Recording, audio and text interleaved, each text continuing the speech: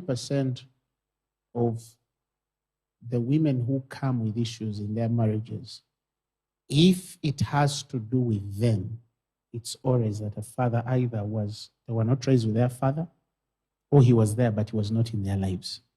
The other thing I also need to emphasize before we finish, there usually, psychologists have names for characteristics, isn't it?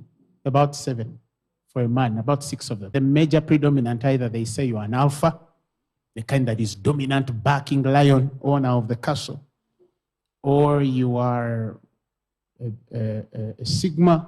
The sigmas they are also in charge. They have control of their affairs. They run their household. They know how to command respect and everything, but they are not driven by imposing and power as opposed to having their own independence. So they are silent, but in control. Then you have the beta. Now the beta, they're like Ahab. You understand? They don't do anything. They're like the wives in the home.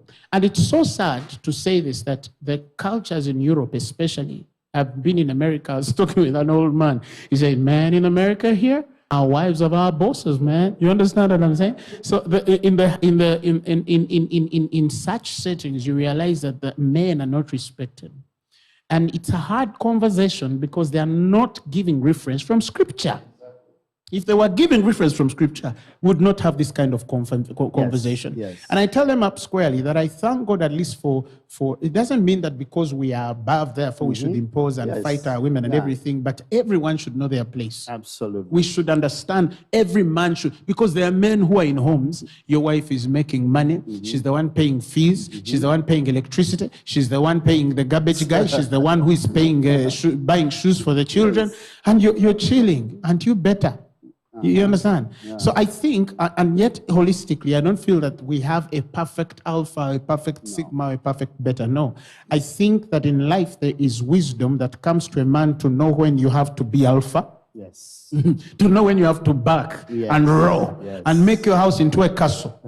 Make it a kingdom and you're the king. Crown it. You understand? Amen. And there are times where wisdom would tell you here, be in charge but be silent. Yes. Enjoy your independence in this, but keep the power. Yes. But there are also instances you say, now this one, be soft a bit and let it pass. Exactly. Those are places of what? Of wisdom. But God has not called us to be one of those. And there is no, if you're one of those constantly, you're also in what? In trouble. But as we conclude,